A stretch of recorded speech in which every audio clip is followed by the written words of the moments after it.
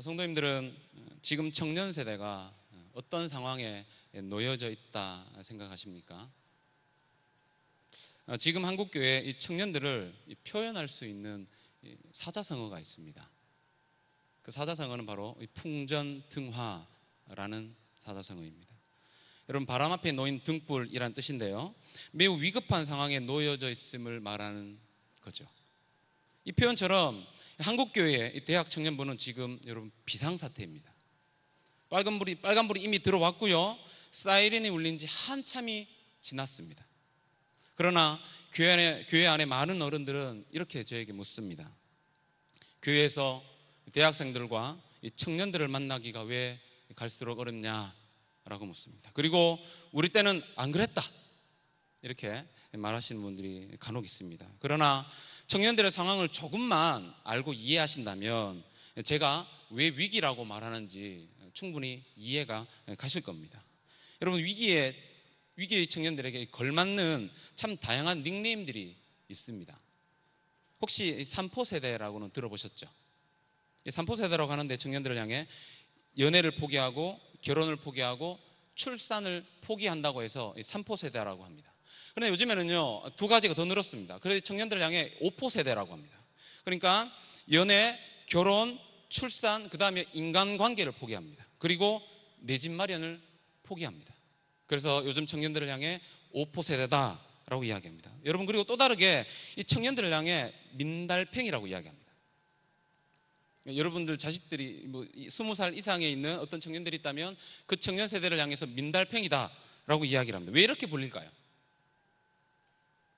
이들은 직업이 있어도 주거 공간이 없기 때문에 이들을 향해 민달팽이다라고 부릅니다. 또한 이 취업하기가, 낙타가 바늘 구멍을 들어가길 만큼 어렵기 때문에 낙타 세대다라고도 이 청년들을 향해 부릅니다. 실로 2014년 청년 실업률 통계를 보니까요, 외환위기 이후에 가장 심각한 시기가 지금이라고 합니다. 그리고 힘들게 겨우겨우 해서 취업을 한다 해도 이 청년들이 부모에게 기대에 살아야 되기 때문에 이 찰러리맨이라고도 부른다고 합니다. 이 차일드와 이 셀러리맨의 합쳐진 준말입니다. 그래서 찰러리맨이라고도 오늘 청년들을 부릅니다. 여러분, 88만원 세대는 아시죠? 3포 세대, 5포 세대, 민달팽이, 낙타 세대, 찰러리맨, 그리고 트라우마 세대. 이것들이 오늘 푸르른 청년들에게 매겨진 닉네임입니다. 참 암울하지 않습니까? 이렇게 힘든 시대를 살고 있는 이 청년들을 향해 얼마 전 어떤 분이 했던 말이 이 기사화된 적이 있었습니다. 그분이 이렇게 이야기했습니다. 인생이란 항상 좋은 일만 있는 게 아니라 고난도 있으니까 힘든 생활도 즐겁게 경험하기를 바란다 라고 이런 덕담을 해준 것이 기사화되었습니다. 그러나 성도 여러분, 청년들도 인생에 항상 좋은 일만 그리고 있을 수 없다는 것쯤은 알고 있습니다. 그러지 않겠습니까, 여러분? 문제는 이 힘든 생활이 곧 끝나고 좋은 날이 올 것이라는 이 희망을 품기가 점점 어려워지고 있다는 데 문제가 있습니다. 성도 여러분, 이것이 오늘을 살고 있는 위기와 이 슬픔의 세대인 청년들의 현실이며 모습입니다. 이런 시대적 어려움이 교회 청년들 안에도 그대로 반영되고 있습니다. 안 그렇겠습니까? 단적인 예로 이 방학이 되면 청년 2, 3부에서는 여름 수련을 떠납니다. 저희 때만 해도 이 방학을 하면 수련을 가는 것이 당연한 것이었습니다. 날짜 언제냐 물어보고 날짜를 잡아놓고 일정을 잡았다고요. 근데 요즘 청년들은 그렇지 않습니다. 제가 청년 3부가 다음 주부터 수련이거든요. 그러니까 이제 지금 청년들 이렇게 작업을 하고 있지 않겠습니까? 청년들한테 수련을 가져가면 청년들이 어떤 대답을 할 것 같습니까? 아, 목사님 가야죠. 이럴 수 없습니다, 여러분. 이렇게 대답을 합니다. 제가 전화를 하고 만나서 격려를 하고 해도 돌아오는 대답은 똑같습니다. 알바를 해야 합니다. 알바를 해서 돈을 벌어야 되기 때문에 수련을 못 가겠다 합니다. 학원을 가야 합니다, 목사님. 그리고 학교에서 계절학기를 들어야 합니다. 실습을 나가야 합니다. 그래서 저는 이번 수련회 못 가겠습니다. 여러분, 방학 때 청년들이 돈을 벌지 않으면요, 2학기에 학비를 못 냅니다. 그리고 미리 공부를 하지 않으면 뒤처진다 생각을 하기 때문에 이 수련회를 가는 것조차가 이들에게는 쉽지 않은 선택입니다. 그런 시대가 이미 되어버렸어요. 이런 현 시대적 상황과 맞물려 청년들이 점점 이 은혜의 자리에서 멀어지다 보니까 최근 10년 동안 20살에서 34세까지 이 청년들 중 60만 명의 청년들이 교회를 떠났습니다. 10년 동안 60만 명. 여러분 60만 명이면 떠오르는 숫자가 있습니다. 남자들 군인이죠. 육군 말고 전군의 숫자가 10년 동안 교회를 떠나버렸습니다. 청년 세대가요. 지금 이런 상황에 놓여져 있습니다. 이런 상황을 여러분 가장 빨리 느끼는 곳이 있습니다. 그게 어디냐면 대학교 선교단체입니다.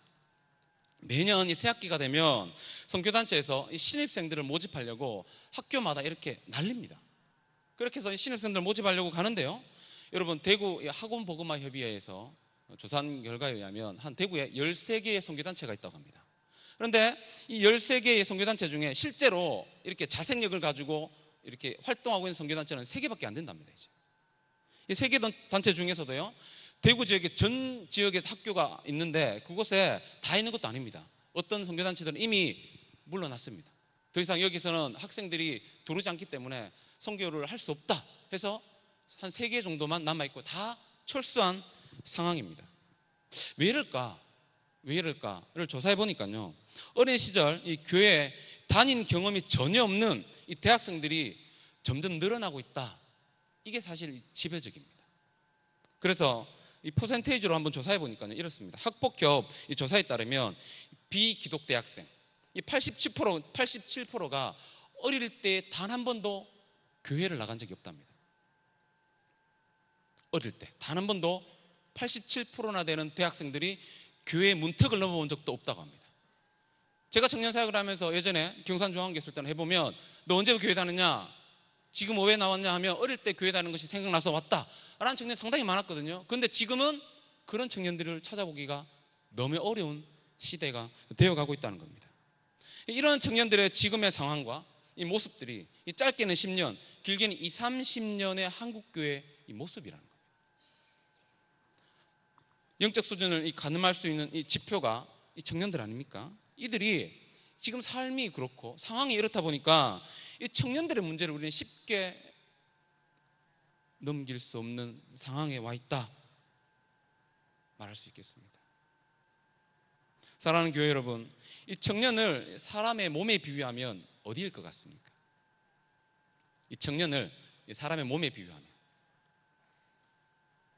허리라고 저는 허리로 비유할 수 있다 생각을 합니다. 그렇다면 여러분, 청년이 떠나는 교회, 청년이 눈길조차 주지 않는 교회, 청년이 사라지는 교회는 여러분 심각한 허리 디스크에 걸린 교회다 말할 수 있습니다. 그런데 오늘날 이 한국교회의 현실은 어떻습니까? 현재 장년부가 어느 정도 버티고 있어서인지 장년 세대는 허리를 치료할 생각을 하지 않고 있다라고 볼 수 있습니다. 만약 이대로 간다면 여러분 더 이상 한국교회는 힘을 쓰지 못하게 될 것입니다. 저는 이번 설교를 준비하면서 내일교회, 이 교회 허리층인 내일교회 청년들이 이 교회 곳곳에서 생명력을 불어넣는 사역을 하고 있음을 저는 발견하게 되었습니다. 여러분, 몇 명의 청년들, 청년 2부와 청년 3부에 몇 명의 청년들이 이 교회를 섬기고 있을 것 같습니까? 예상을 한번 해보십시오. 제가 조사해 본 결과 한 120명의 청년들이 주일학교를 비롯해 성가대, 찬양팀 그리고 그 외의 사역에서 청년 2, 3부의 청년들이 주의 몸된 교회를 섬기고 있었습니다. 특히 이 다음 세대를 가르치는 곳에 가장 많은 청년들이 있었습니다. 여러분, 지금이야 이 한 120명의 청년들이 이 교회를 섬기고 있지만 아무런 준비 없이 그저 10년, 20년을 보내고 난 이후에 내일교회 몇 명의 청년들이 다시 주의 몸된 교회를, 주일학교를, 그리고 교회 곳곳에서 섬기고 있을까? 저는 장담할 수 없습니다. 지금의 이 인원이 교회를 섬길 수 있다, 누가 장담할 수 있겠습니까? 그래서 사랑하는 교회 여러분, 앞으로도 교회와 이 청년들의 정체와 쇠퇴 현상은 지속적으로 이어질 것이다. 이게 전문가들의 예측입니다. 그리고 해를 거듭할수록 그 속도는 더 빨라질 것이라 이야기합니다. 10년 동안 60만 명이 떨어져 나갔다면 이제 10년 동안 120만 명이 떨어져 나갈 수 있는 그런 상황이 오늘 살아가는 이 시대의 현실입니다. 이런 시대 속에서 교회가 이 다음 세대를 위한 대안을 세우고 지금 관심을 가지지 않으면 교회 안에서 청년들이 사라지는 것을 곧 보게 될 것입니다. 저는 지금의 청년대학 시절이 너무 중요한 시기라 생각을 하는 사람 중에 한 사람입니다. 왜냐하면 입시에 올인하는 이 한국적 이 상황에서 이 정체성의 형성은 언제 되겠습니까, 여러분? 공부에 내몰려 있던 청년들이 언제 그들의 정체성이 다시 형성되어지겠습니까? 저는 청년 때 이 정체성이 형성된다라고 보고 싶습니다. 그러니까 여러분, 청년들이 평생의 삶의 기초가 되는 이 정체성, 이 형성에 있어서 신앙과 이 공동체는 청년들의 삶에 있어서 가장 큰 영향을 미치는 것이다. 저는 이렇게 말하고 싶다는 것입니다. 청년의 시기에 말씀에 기초한 이 정체성을 분명히 형성하게 될 때 세속에 흔들리지 않고 하나님의 나라를 위한 삶을 살 수 있게 될 것입니다. 이런 측면에서 청년 사역은 청년 한 개인의 평생의 삶에 지대한 영향을 미친다는 점에서 매우 중요합니다. 사랑하는 교회 여러분, 오늘만 좋은 교회는 소망이 없습니다. 오늘보다 내일이 더 기대되는 교회야말로 소망이 있는 교회일 것입니다. 그러므로 청년들은 내일의 교회를 만들어갈 주역들이고 내일 교회의 미래인 것입니다. 그러므로 지금 성도님들은 미래를 위해 심어야 합니다. 미래를 심지 않으면 아무것도 거둘 수가 없기 때문입니다. 오늘 본문 말씀에도 뭐라 기록하고 있습니까, 여러분? 사람이 무엇으로 심든지 그대로 거두리라. 오늘 성도님들께서 다음 세대를 위해 무언가를 심어놓지 않으면 10년 후든 20년 후든 우리가 거두어 드릴 것이 없다라는 것입니다. 여러분, 정말 청년들이 민족의 미래가 맞습니까? 한국교회의 소망이 맞습니까, 여러분? 많은 분들이 이렇게 이야기를 하죠. 너희들이 한국교회의 미래다, 조국교회의 미래다 말합니다, 여러분. 그런데 정말 청년들이 그런 생각할까요, 여러분? 그렇다면 오늘 한국교회는 민족의 미래이며 한국교회의 소망인 이 청년들을 위해 무엇을 심고 있냐라는 질문입니다. 여러분, 청년이 죽으면 민족이 죽는 겁니다. 그렇기에 여러분, 청년을 살려내어야 합니다. 내 자식만 귀하게 여기고 이렇게 생각하는 특권층이 이제 사라져야 합니다. 내 자식만 오냐오냐 키우는 이런 특권층이 사라지고 남의 자식도 귀하게 여기면서 대안을 만들어 가야 할 책임이 저와 성도님들에게 있다는 것입니다. 그렇다면 이와 같은 암울한 현실에서 이 대안이 무엇이겠습니까? 저는 말씀을 마무리하면서 이 장지 오노가 쓴 이 나무를 심은 사람이라는 이 책을 잠시 소개할까 합니다. 그러면서 저는 한 2가지 정도를 성도님들에게 부탁드리고 싶습니다. 여러분, 이 글은, 나무를 심은 사람이란 이 글은 실제로 있었던 내용을 이 글로 쓴 것입니다. 그래서 우리에게 주는 의미가 크다 할 수 있습니다. 여러분, 이 프로방스 지방에 어느 고온지대가 있었습니다. 그곳에는 나무 한 그루 없었습니다. 우물도 말라버렸고요, 사람들로부터 버림받은 땅이었습니다. 이 황량한 땅에 이 부피에라는 이 한 사람이 뭔가를 합니다. 이 부페라는 이 한 사람의 노력으로 인해 엄청난 변화를 겪게 되는 이 내용이 이 책의 주된 내용입니다. 여러분, 이 부페라는 사람이 무엇을 했을까요? 이 부페라는 사람은 나무 한 그루 없는 그곳에 매일 이 도토리, 이 배가를 3년 동안 10만 개를 심었습니다. 여러분, 이건 그냥 실제로 있었던 이야기입니다. 여러분, 도토리 배가를 3년 동안 여러분 10만 개를 심었습니다. 매일입니다. 그리고 10만 개의 씨에서 이 싹이 난 것이 2만 그루입니다. 그리고 이 2만 그루 중에 잘 자라나서 묘목이 된 것이 1만 그루입니다. 여러분, 황량하고 사람들이 더 이상 살 수 없던 마을이 매일 나무를 심고 이 가꾸는 이 한 사람의 헌신적인 이 노력으로 인해 숲이 다시 살아나게 되고, 여러분, 한 명도 살지 않았던 단 3명이 살았습니다. 3명이 살았던 그 도시에 10,000명이 다시 살게 되는 그런 기적과 같은 일들이 일어나게 되었습니다. 여러분, 이 기적이 누구로부터 일어났습니까, 여러분? 많은 사람입니까, 여러분? 단 한 사람입니다.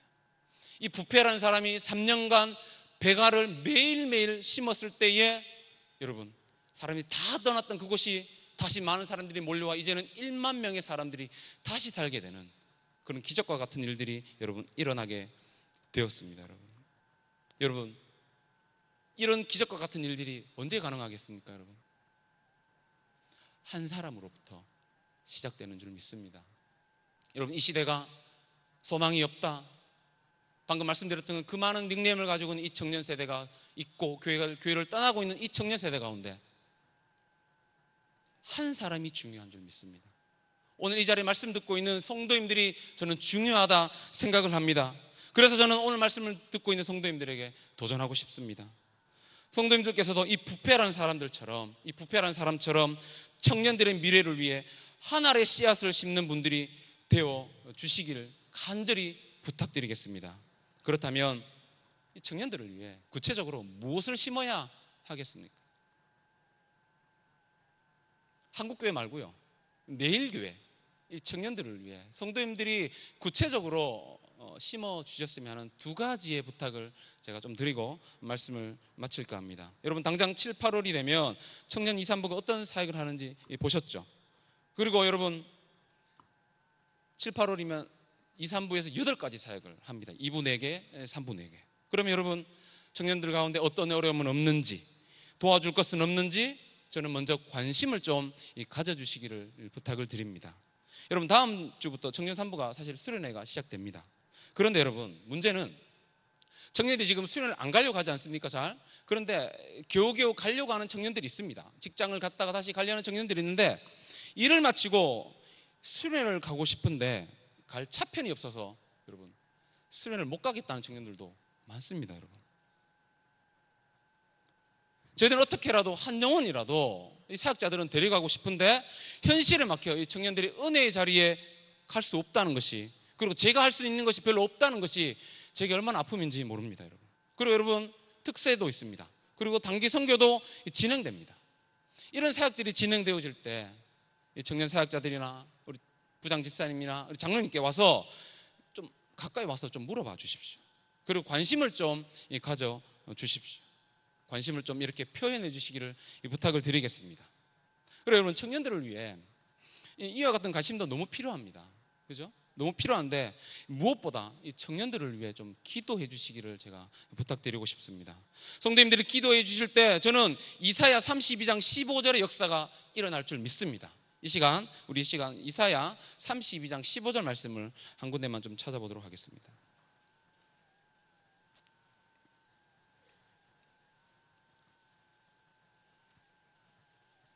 이사야 32장 15절입니다. 제가 가지고 있는 구약성경 1004페이지입니다.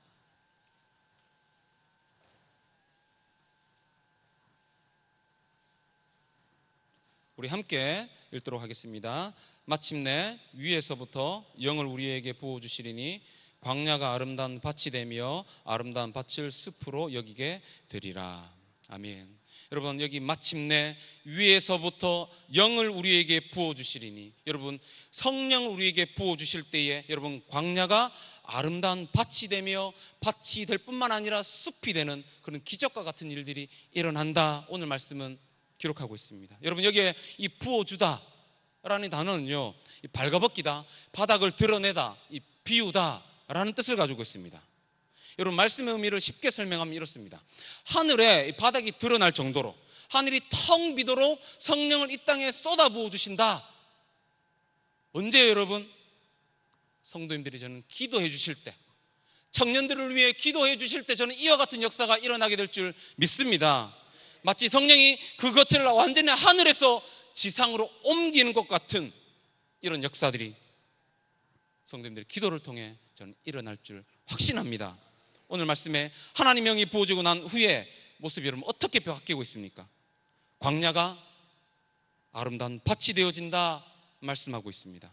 여러분, 아름다운 이 밭이라는 단어의 뜻을 보면 매우 비옥하고 기름진 땅입니다. 여러분, 하나님과 교제가 끊기고 하나님을 떠났고 하나님을 모르는 세대가 하나님을 경험하고 싶고 하나님을 알고 싶은데 상호 환경에 몰려있는 그들이 메마르고 무미건조한 삶이었던 그들이 성령이 부어질 때 광야가 밭이 되어지고 숲과 같은 삶을 살게 될 것이다. 성령이 역사하시면 이처럼 전혀 다른 삶을 살게 할 줄 믿습니다. 이제 이 청년 3부의 특세를 시작으로 청년 2부와 3부의 여름 사역이 시작되어집니다. 저는 기대하고 소망합니다.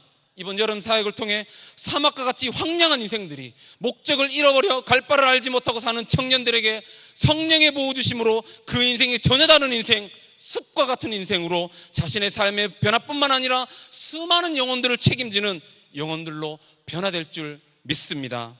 이를 위해 저희들도 최선을 다해 섬기고 노력하고 헌신하겠습니다. 성도님들도 기도하는 곳곳에서 청년부를 위해 기도해 주시기를 간절히 부탁드리겠습니다. 성도님들께서 청년을 위해 관심을 가져주시고 기도를 심어주실 때 오늘 말씀처럼 무엇으로 심든지 그대로 거두게 하시는 이 하나님의 법칙을 따라 위기의 한국교회가, 슬픔의 청년세대가 성령의 물붓듯 부어주신 역사로 말미암아 다시 살게 될 줄 믿습니다.